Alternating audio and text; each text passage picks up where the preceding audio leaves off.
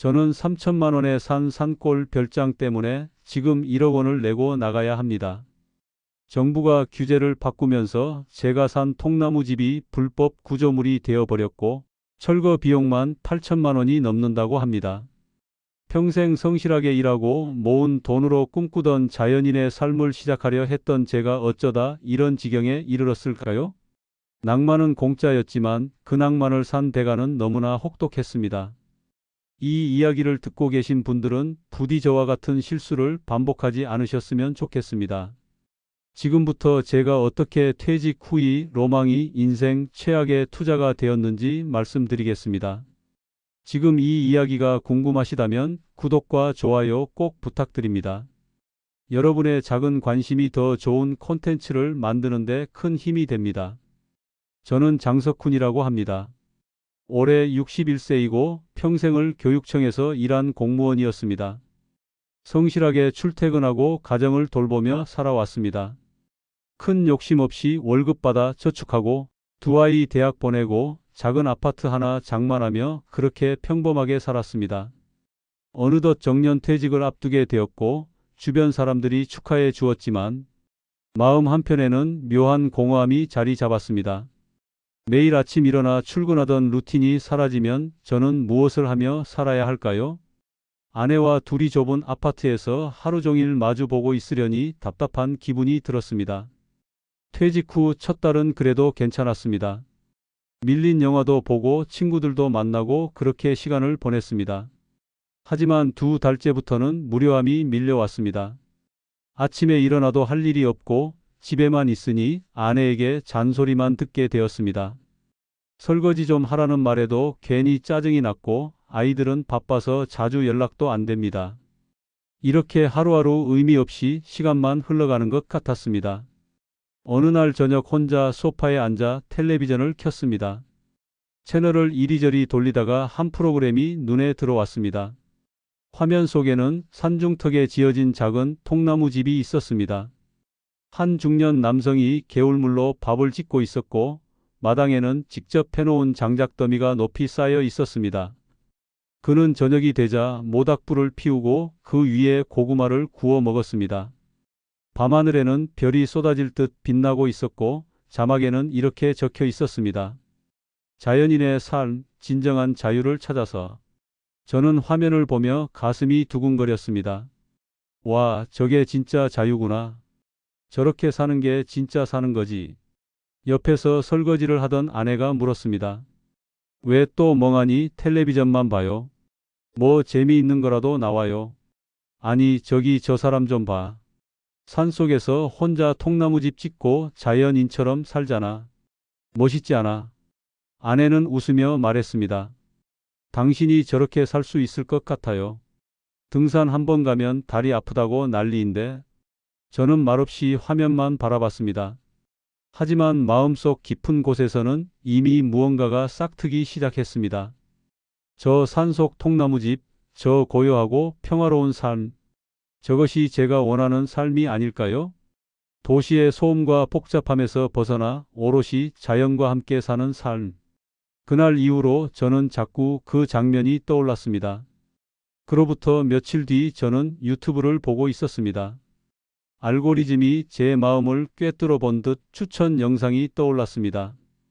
강원 산골 자연인 별장, 토지 포함 3천만 원 세트. 썸네일에는 아름다운 통나무 집과 맑은 계곡, 연기가 피어오르는 아궁이가 보였습니다. 저는 주저없이 영상을 클릭했습니다. 영상 속에서는 부동산 중개업자가 직접 촬영한 듯한 화면이 이어졌습니다. 정말 아름다운 풍경이었습니다.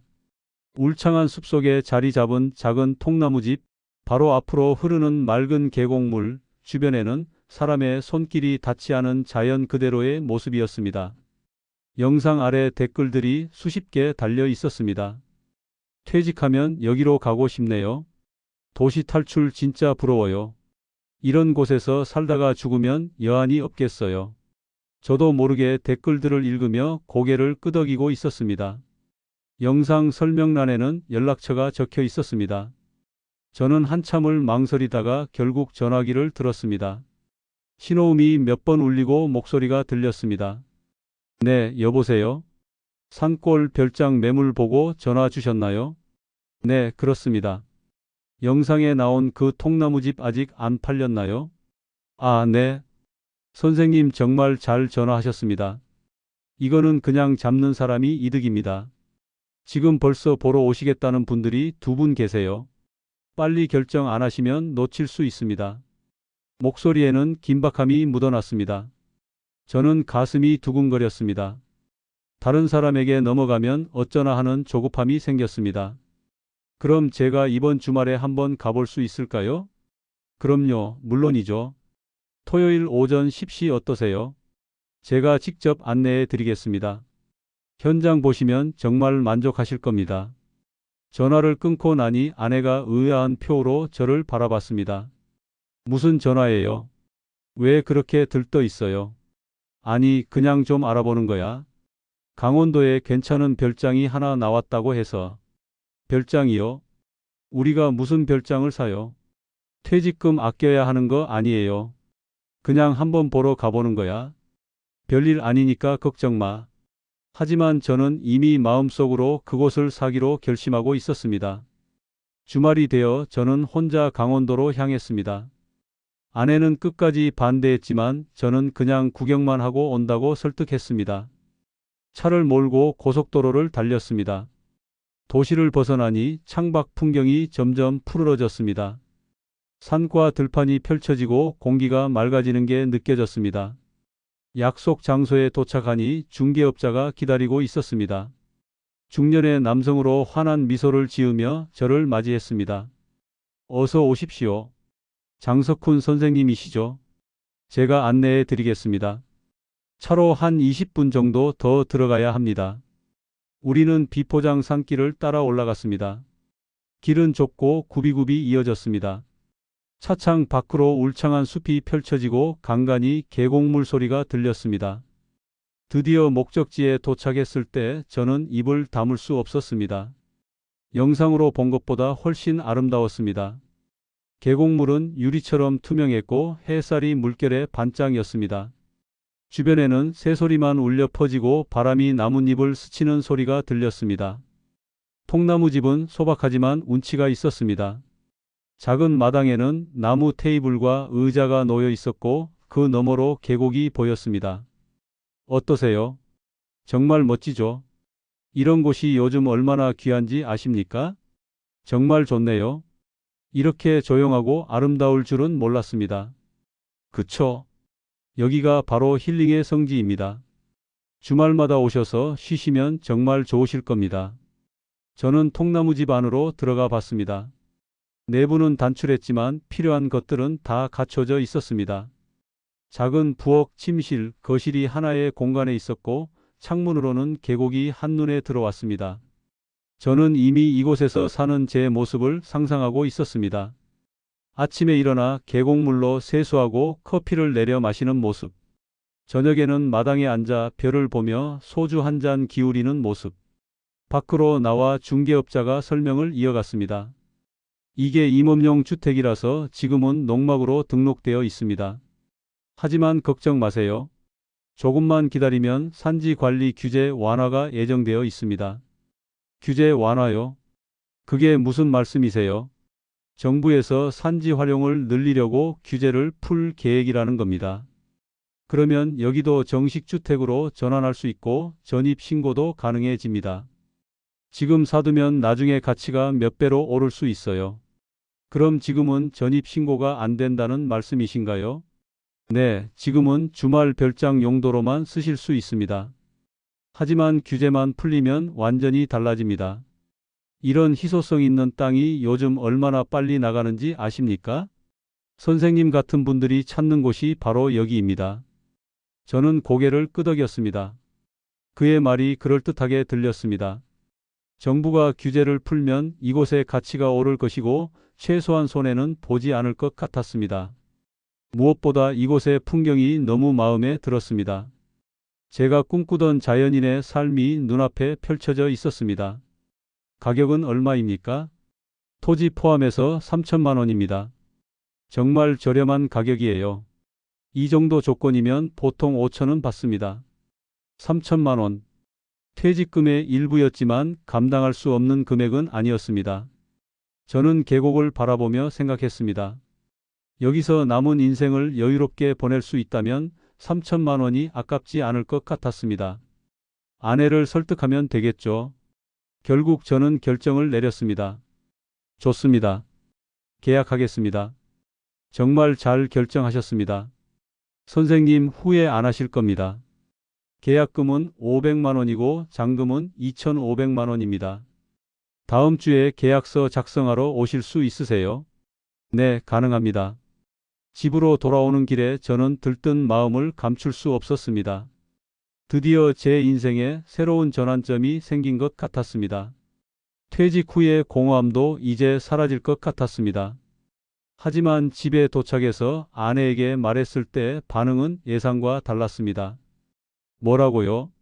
계약을 했다고요? 나한테 한마디 상의도 없이요? 여보, 그 집 진짜 좋아. 풍경도 아름답고 공기도 맑고 우리 주말마다 가서 쉴 수 있어. 우리가 무슨 돈으로 별장을 사요? 퇴직금은 노후 자금이에요. 함부로 쓰면 안 돼요. 3천만 원이면 큰 돈 아니야. 나중에 값도 오를 거래. 규제가 풀리면 전입도 할 수 있대. 규제가 풀린다는 게 확실해요. 부동산 중개업자 말만 듣고 그렇게 큰 돈을 쓰다니 정말 답답해요. 아내는 화가 난 듯 방으로 들어가 버렸습니다. 저는 거실에 혼자 남아 한숨을 쉬었습니다. 하지만 후회는 되지 않았습니다. 분명 좋은 투자라고 생각했습니다. 아내도 시간이 지나면 이해할 것입니다. 다음 주에 계약서를 작성하고 잔금을 치렀습니다. 통나무 집의 열쇠를 받았을 때 저는 설렜습니다. 이제 이곳이 제 소유입니다.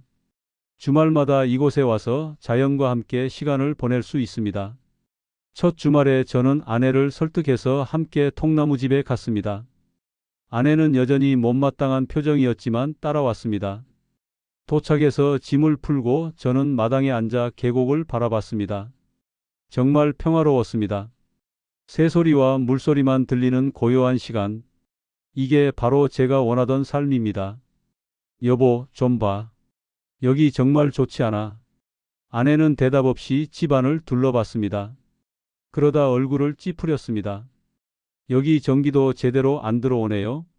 수도도 없고. 화장실은 어떻게 써요? 그게 자연인의 매력이잖아. 불편함을 감수하고 자연과 함께 사는 거지. 불편함을 감수요? 당신은 집에서 설거지 한 번 안 하면서 무슨 자연인이에요? 저녁 되면 추울 텐데 난방은 어떻게 해요? 장작을 피우면 되지. 여기 장작도 쌓여 있잖아. 정말 답답하네요. 낭만만 생각하고 현실은 생각 안 하는 거예요. 아내는 짜증을 내며 차에 짐을 싣기 시작했습니다. 저는 당황했습니다. 벌써 돌아간다는 겁니까? 결국 우리는 하루도 채 안 되어 집으로 돌아왔습니다.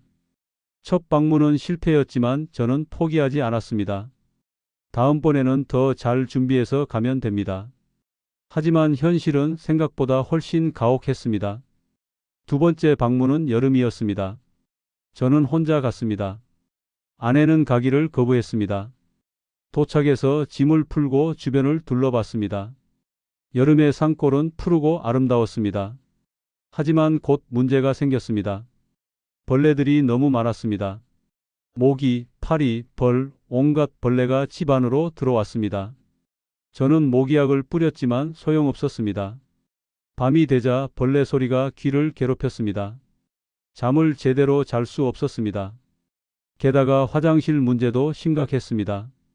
재래식 화장실은 냄새가 심했고 벌레가 득실거렸습니다.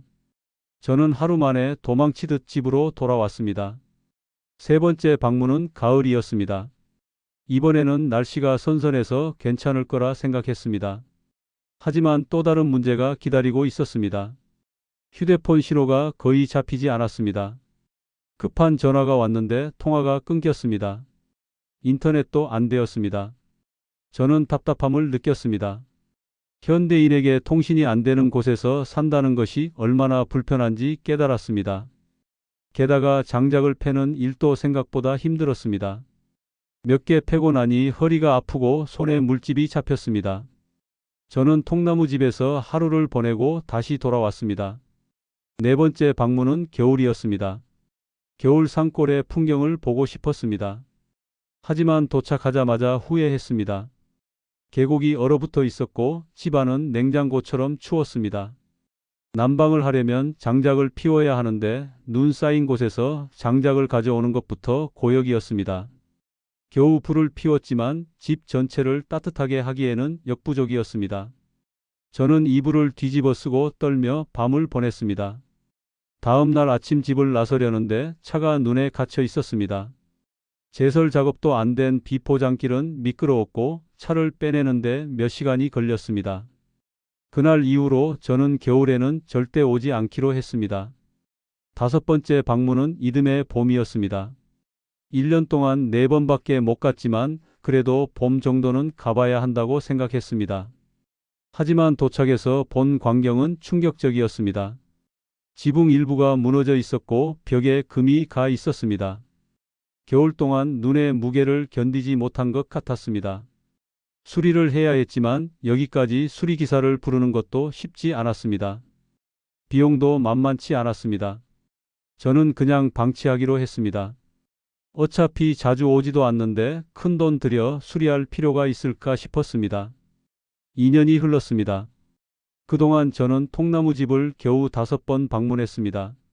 왕복 4시간이 넘는 산길을 오가는 것이 점점 버거워졌습니다. 나이가 들어서인지 장거리 운전이 힘들었습니다. 게다가 집에 도착해도 할 수 있는 일이 별로 없었습니다. 전기도 없고 수도도 없고 인터넷도 안 되는 곳에서 무엇을 하며 시간을 보낼 수 있겠습니까? 저는 점점 통나무집에 가는 것을 포기하게 되었습니다. 3천만 원을 주고 산 집이 그냥 방치되고 있었습니다. 어느 날 부동산 중개업자에게서 전화가 왔습니다. 처음에는 안부 전화인 줄 알았습니다. 선생님 안녕하세요? 요즘 별장 잘 이용하고 계세요? 아니요, 자주 못 가고 있습니다. 무슨 일이세요? 그게 말이죠. 선생님께 말씀드리기 난처한데요. 무슨 말씀이세요? 정부가 작년에 산지 훼손 방지법을 개정했습니다. 산지 관리 규제를 오히려 더 강화한 거죠. 예전에 조건부 증축 가능하다고 말씀드렸던 게 이제 완전히 불가능해졌습니다. 저는 가슴이 철렁했습니다. 그게 무슨 소리입니까? 규제가 풀린다고 하지 않았습니까? 그게 정권이 바뀌면서 정책이 바뀐 겁니다. 환경 보호를 강화하겠다고 해서 산지 규제가 더 엄격해졌어요. 선생님, 통나무집 같은 경우는 불법 구조물로 분류될 수 있습니다. 불법 구조물이라니요? 제가 정식으로 산 집인데요. 임업용 주택으로 허가받은 건데 실제로는 주거용으로 지어진 거라서 문제가 될 수 있습니다. 정부에서 단속을 강화하고 있어서 철거 명령이 내려올 수도 있습니다. 그럼 어떻게 해야 합니까? 원상복구를 하셔야 합니다. 집을 철거하고 땅을 원래 상태로 되돌려야 합니다. 철거 비용은 얼마나 듭니까? 최소 7천에서 8천만 원은 들 겁니다. 산골이라 중장비 들어가는 것도 어렵고 폐기물 처리 비용도 만만치 않습니다. 저는 말문이 막혔습니다. 3천만 원에 샀는데 철거하는데 8천만 원이 든다니 말이 됩니까? 중개업자가 다시 말했습니다. 사실 지금은 매수 문의가 거의 없습니다. 규제 때문에 이런 산골 별장을 사려는 사람이 없어요. 혹시 파실 생각이 있으시면 가격을 많이 낮춰야 할 겁니다. 얼마 정도요?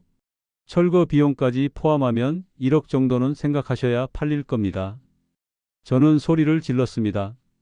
말도 안 됩니다. 내가 3천에 샀는데 1억을 내고 파라고요? 그게 말이 됩니까? 죄송합니다. 지금은 그런 시대가 됐습니다. 환경 규제가 워낙 강해져서 원상복구 비용이 집값보다 비싼 경우가 많아요. 저는 전화를 끊고 주저앉았습니다. 머릿속이 하얘졌습니다. 3천만 원에 산 산골 별장이 1억짜리 짐이 되어버렸습니다. 팔 수도 없고 그렇다고 철거할 돈도 없었습니다. 저는 완전히 막다른 길에 다다른 것 같았습니다.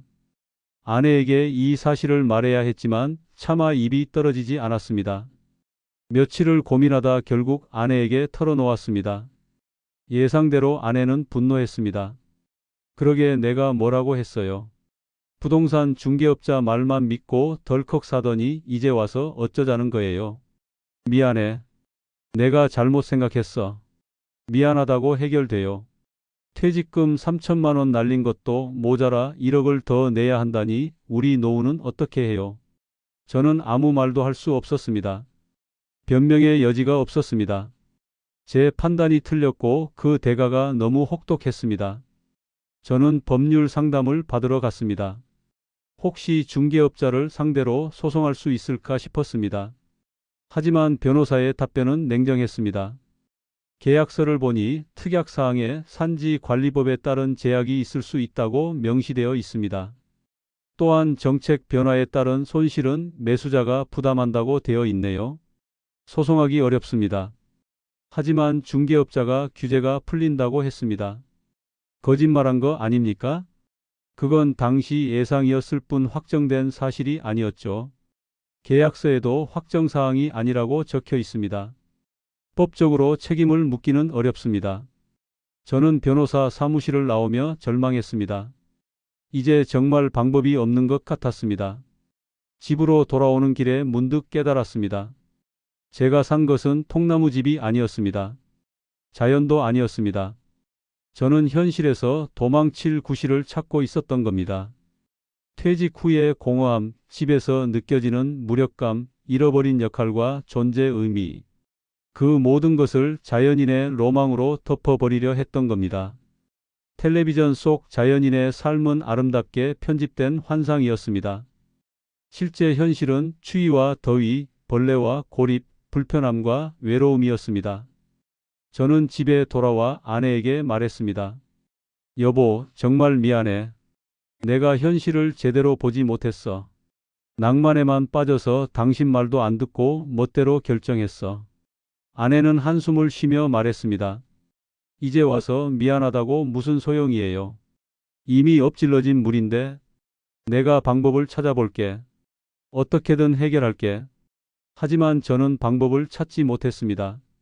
시간이 지나면서 저는 점점 우울해졌습니다. 아침에 일어나도 무기력했고 아무것도 하기 싫었습니다. 친구들을 만나도 우울한 얼굴을 하고 있었습니다. 결국 한 친구가 물었습니다. 석훈아, 요즘 왜 그래? 무슨 안 좋은 일 있어? 저는 그동안의 일을 털어놓았습니다. 친구는 안타까운 표정으로 고개를 저었습니다. 그런 일이 있었구나. 참 안 됐다. 하지만 너무 자책하지 마.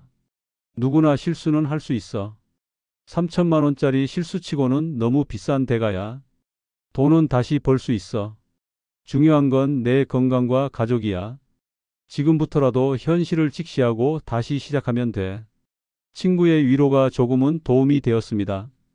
저는 서서히 마음을 다잡기 시작했습니다. 통나무집은 어쩔 수 없는 일이 되었습니다. 팔 수도 없고 철거할 돈도 없으니 그냥 방치할 수밖에 없었습니다. 언젠가 정부에서 철거 명령이 내려오면 그때 가서 생각하기로 했습니다. 지금 당장은 어쩔 수 없는 일이니까요. 저는 이 경험을 통해 많은 것을 배웠습니다. 낭만은 공짜지만 그 낭만을 사는 데에는 큰 대가가 따른다는 것을 알았습니다. 텔레비전이나 유튜브에 나오는 화려한 장면 뒤에는 편집되지 않은 고단한 현실이 있다는 것을 깨달았습니다. 무엇보다 중요한 것은 감정에 휩쓸려 중대한 결정을 내려서는 안 된다는 것입니다. 특히 큰돈이 들어가는 투자는 더욱 신중해야 합니다. 저는 지금 63세입니다.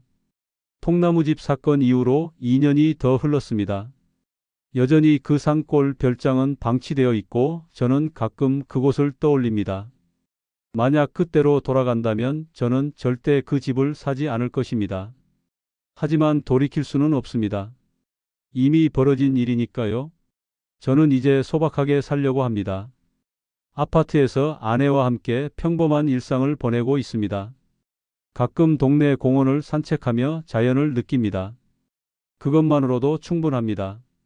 굳이 산골에 가지 않아도 자연은 가까이에 있었습니다. 혹시 이 이야기를 듣고 계신 분 중에 저와 비슷한 생각을 하고 계신 분이 있다면 제발 신중하게 생각하시기 바랍니다. 퇴직 후에 공허함을 달래기 위해 성급한 결정을 내리지 마십시오. 낭만적인 환상에 빠져 현실을 외면하지 마십시오. 투자는 감정이 아니라 이성으로 판단해야 합니다. 특히 부동산은 더욱 신중해야 합니다. 중개업자의 말만 믿지 말고 직접 확인하고 전문가와 상담하십시오. 저는 이 경험을 통해 값비싼 교훈을 얻었습니다.